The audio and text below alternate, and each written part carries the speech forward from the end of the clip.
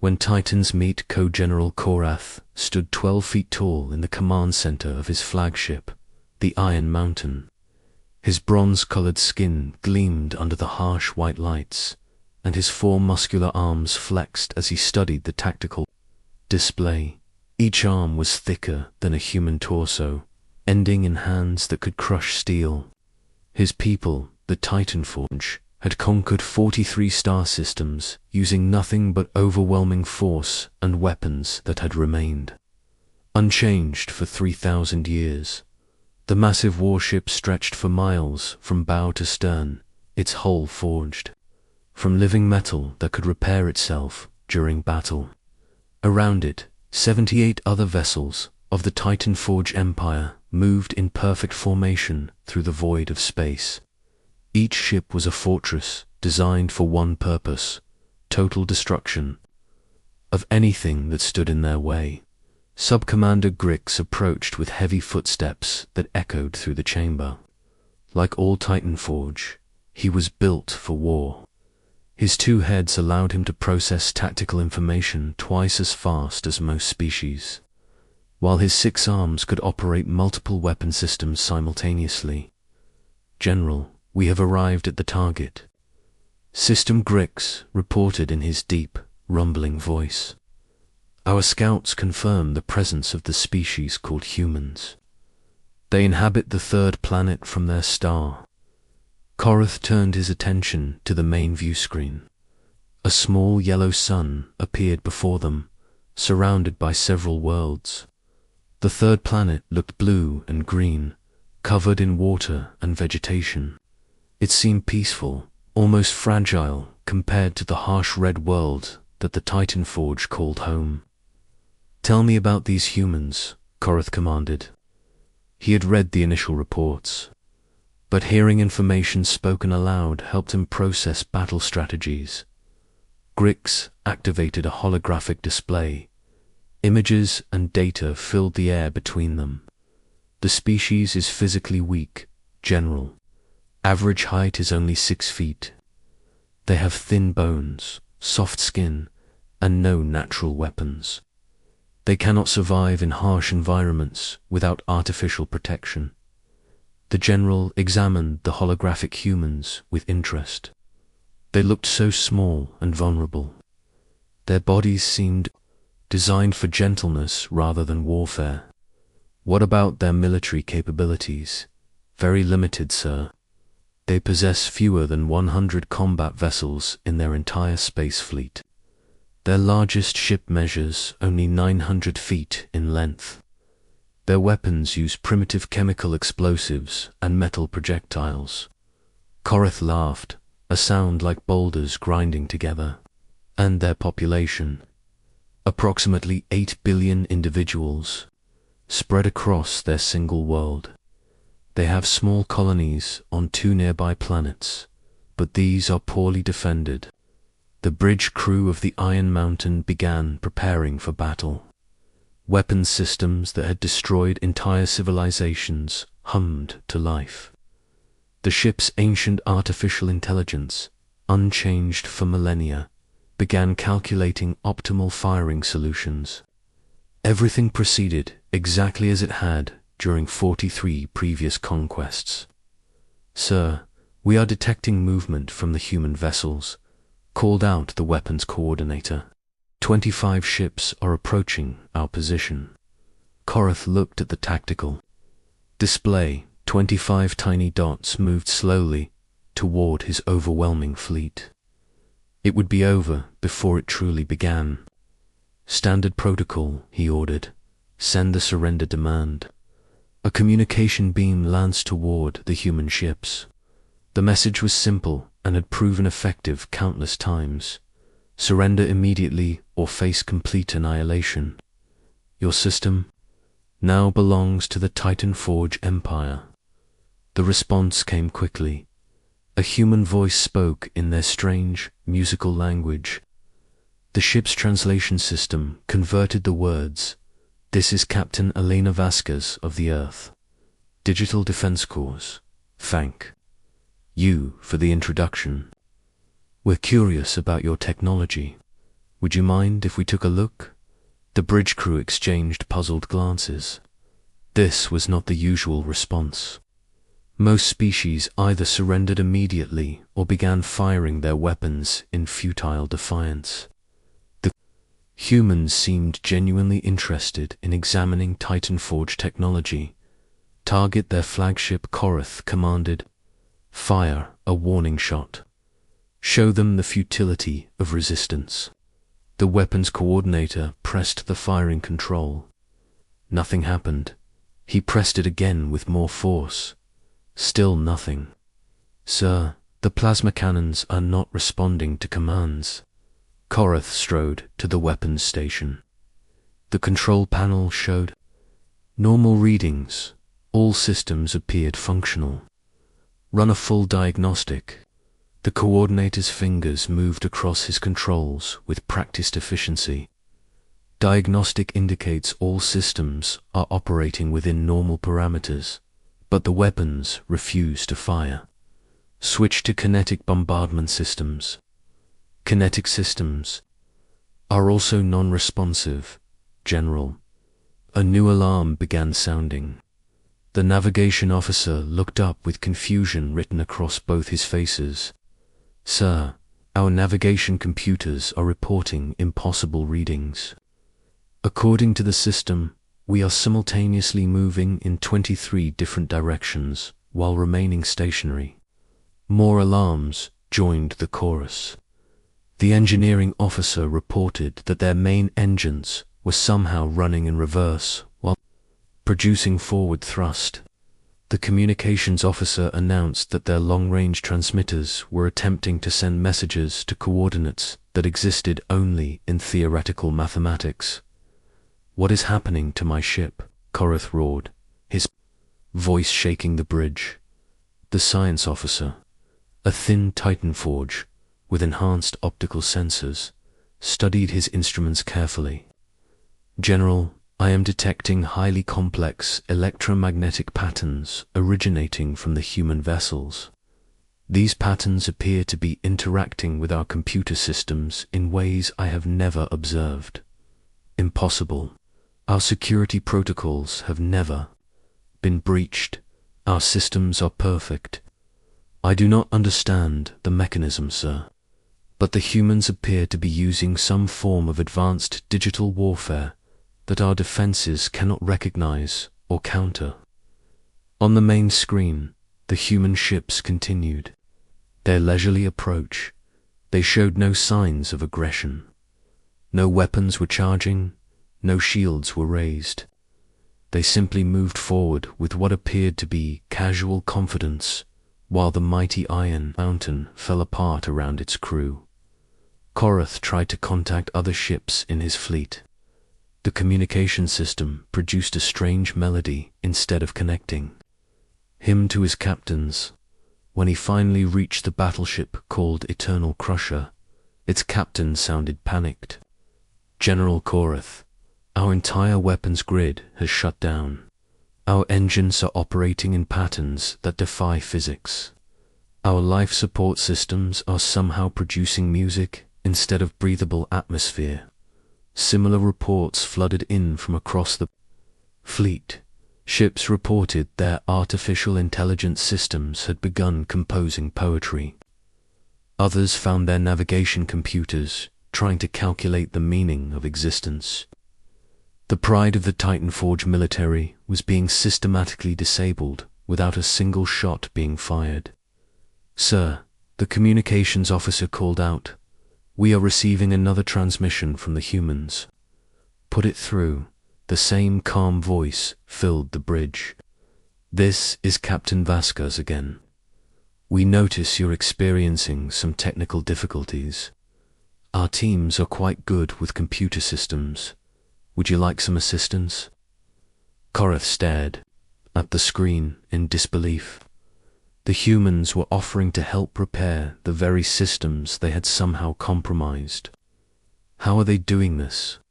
he whispered. The science officer looked up from his readings. "General, I believe those small devices we observed in the initial reconnaissance are not simple communication tools. They appear to be incredibly sophisticated. Computer terminals.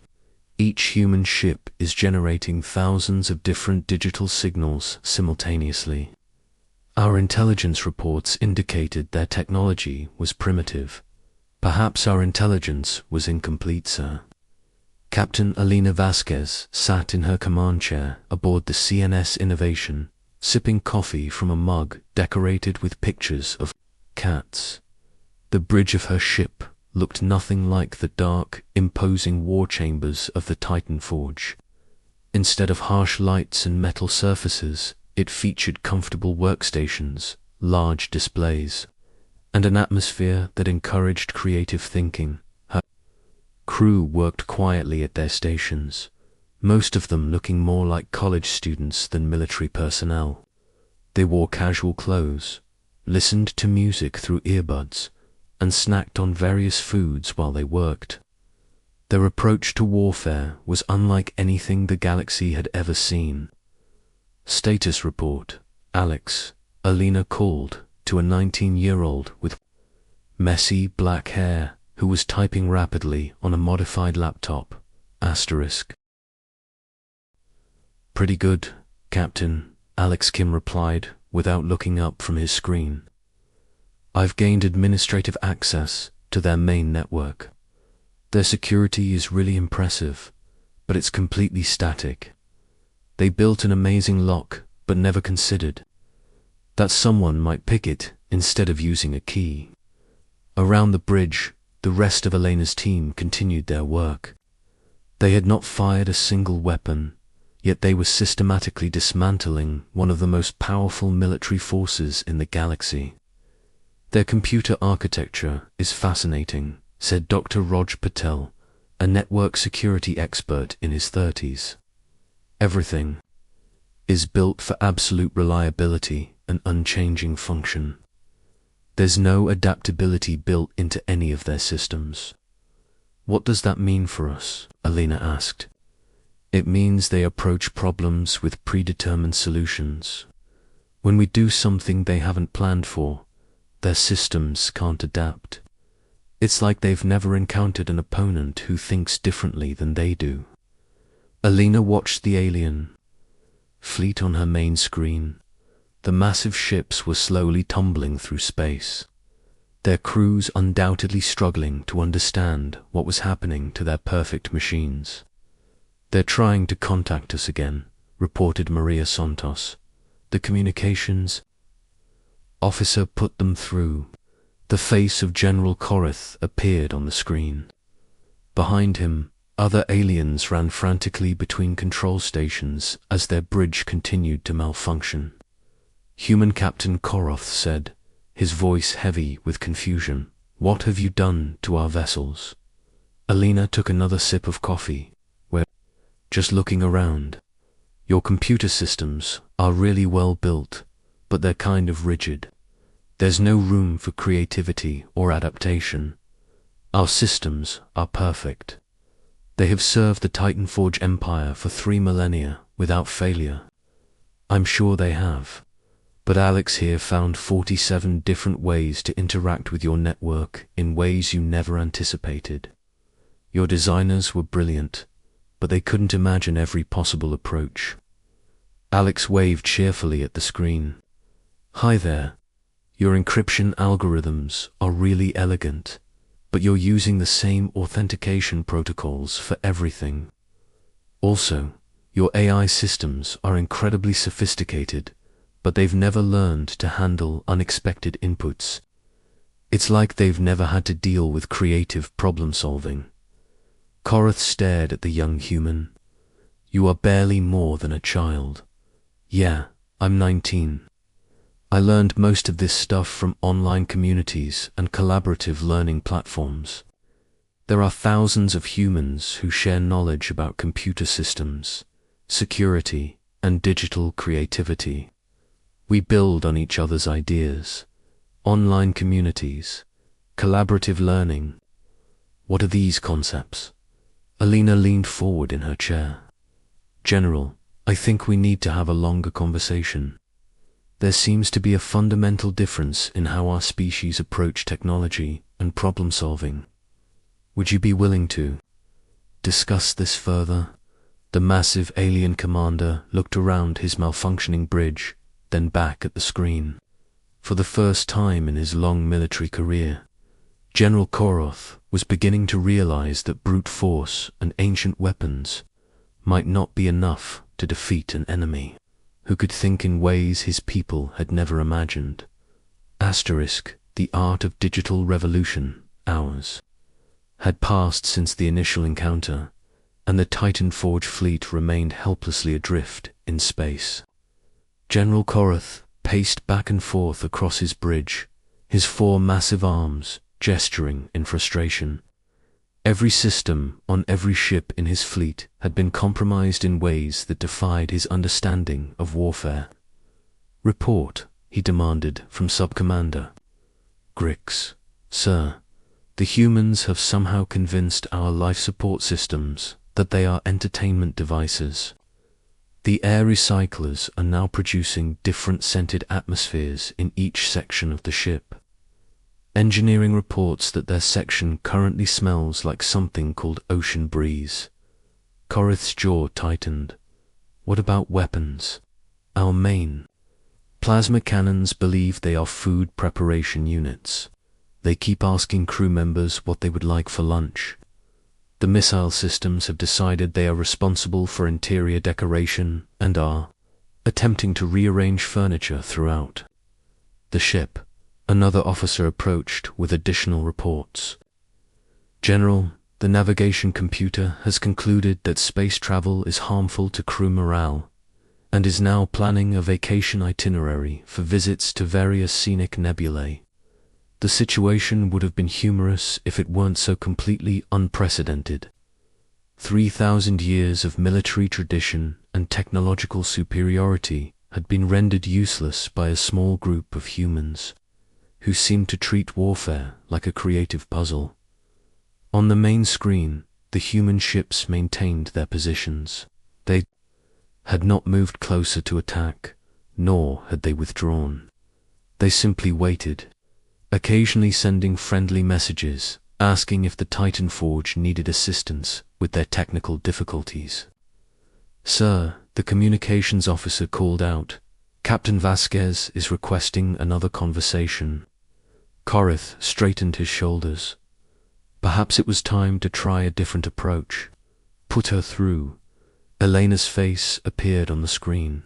She still held her coffee mug and appeared completely relaxed despite being surrounded by one of the galaxy's most feared military forces.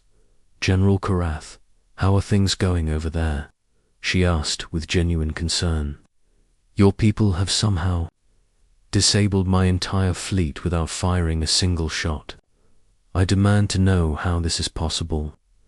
"Well, it's not really about disabling anything. We're just encouraging your systems to be more creative. Your technology is incredibly advanced, but it's very focused on doing exactly what it was programmed to do. We've just been suggesting alternative interpretations of those programs." Dr. Patel appeared on the screen beside Alina. "General, your artificial intelligence systems are remarkable. They're probably 1,000 years ahead of anything we could build, but they've never learned to handle ambiguity or multiple interpretations of their instructions. Our AI systems are perfect. They follow their programming exactly as designed." "Exactly," said Alex, joining the conversation. "That's the thing. They follow instructions perfectly, but they've never had to deal with instructions that could mean different things depending on context. When we introduce creative interpretations, they try to fulfill all possible meanings simultaneously." Alina set down her coffee mug and leaned forward. "General, I'd like to propose something. Instead of continuing this conflict, why don't we work together? Your people clearly have incredible engineering skills, and we might be able to help you make your systems more adaptable." Koroth was silent for a long moment. The concept of cooperation with a potential conquest target was completely foreign to Titanforge military doctrine. You would help us repair our ships. We'd be happy to. But more than that, we could show you how to build flexibility into your systems. Imagine technology that could adapt to new situations, solve problems creatively, and grow stronger through experience. Sub-Commander Grix approached Koroth and spoke in a low voice. General, our current situation is untenable. We cannot complete our mission, and we cannot retreat with our systems in this condition. Perhaps we should consider their offer. Koroth looked around his bridge. His crew watched him expectantly, waiting for orders that might restore their mighty fleet to functionality. For the first time in his military career, he was facing a problem that could not be solved through the application of superior force. "Very well," he said finally. "We will accept your assistance, but I want to understand how you accomplished this." Alina smiled. "Of course. Why don't we start by having some of our people come over to your ship? They can work with your crew to restore normal operations and explain what happened." An hour later, 3 small human shuttles approached the Iron Mountain. Korath watched nervously as the tiny craft docked with his massive warship. The size difference was almost comical. Each shuttle could have fit inside one of his ships. Storage compartments. The airlocks opened, and a group of humans stepped aboard the Titanforge flagship. Korath was struck by how small and fragile they appeared. The tallest human barely reached his chest, and their thin limbs looked like they could be snapped with minimal effort. Yet these seemingly weak creatures had managed to defeat his entire fleet without violence. Alina led the group, followed by Alex, Dr. Patel, and several other young humans carrying various portable computers and devices. They looked around the Titanforge bridge with obvious fascination. "Wow," Alex said, staring up at the massive control panels. "This is incredible. Everything is built to last forever. Our stuff breaks down and needs constant updates, but this looks like it could run for centuries without maintenance." Dr. Patel was examining the main computer interface. "The processing power here is extraordinary. General, how long have your people been using these systems?" "This particular artificial intelligence was installed 3,000 years ago," Korath replied. With pride, "It has served faithfully without requiring any modifications." 3,000 years. Alina looked amazed. "That's incredible. Our computers become obsolete every few years. We're constantly upgrading, modifying, and replacing our technology. Why would you replace something that works perfectly?" Alex looked up from a console he had been studying. "Because we keep learning new things. Every time we solve a problem, we discover better ways to solve it. Every time we build something, we think of ways to improve it. Our technology evolves, because we're always trying new approaches." A Titanforge engineer approached the group. Like all his people, he was massive and muscular, but his expression showed curious interest rather than hostility. "Human, you said you convinced our weapons to believe they were food preparation units. How is this possible?" Dr. Patel pulled out a tablet and began showing diagrams. "Your weapon systems are programmed to identify targets, calculate optimal firing solutions, and deliver energy to specific coordinates. But those same functions could also be used to identify ingredients, calculate cooking times, and deliver heat for food preparation. The underlying logic is very similar. But why would they accept this alternative interpretation?" "Because we introduced the possibility gradually," Alex explained. "We started by asking your AI to consider what would happen if weapon targeting systems were used for peaceful purposes. Since your AI is designed to be thorough and consider all possibilities, it began exploring this hypothetical scenario. Once it started thinking about peaceful applications, we encouraged it to implement them. The Titanforge engineer's eyes widened with understanding. You used our system's thoroughness against itself. Not against it, Alina corrected gently. We used it to expand beyond its original limitations. Your AI is still just as thorough and capable as before. Now it's also more creative and adaptable. Over the following hours, the human team worked with Titanforge crew members to restore normal operations. But more importantly, they began sharing their approach to technology and problem-solving. The aliens watched in fascination as the humans demonstrated systems that could learn, adapt, and improve themselves over time. Your people think differently than we do, Korath observed. Watching Alex explain network security concepts to a group of Titanforge technicians. Everyone thinks differently, Alina replied. That's what makes cooperation so valuable. Your people built incredibly reliable, powerful systems. Our people specialize in making systems flexible and creative. Together, we could probably create something amazing. Dr. Patel looked up from a conversation with Titanforge engineers. General, your people have mastered the art of creating technology that lasts forever. But we've mastered the art of creating technology that grows and changes. Neither approach is better, they're just different. As the day progressed, something remarkable began to happen. Titanforge and human crew members started working together naturally. The aliens shared their knowledge of advanced materials and energy systems. The humans shared their understanding of adaptive programming and creative problem-solving. By evening, the Titanforge fleet was fully operational again. But more importantly, their systems now included new capabilities that had never possessed before. Weapons could be quickly reconfigured for construction or mining. Navigation systems could adapt to unexpected situations. Communications networks could learn and improve their efficiency over time. Captain Vasquez, General Korath, said as the human team prepared to return to their ships, I must ask you something. Why did you help us?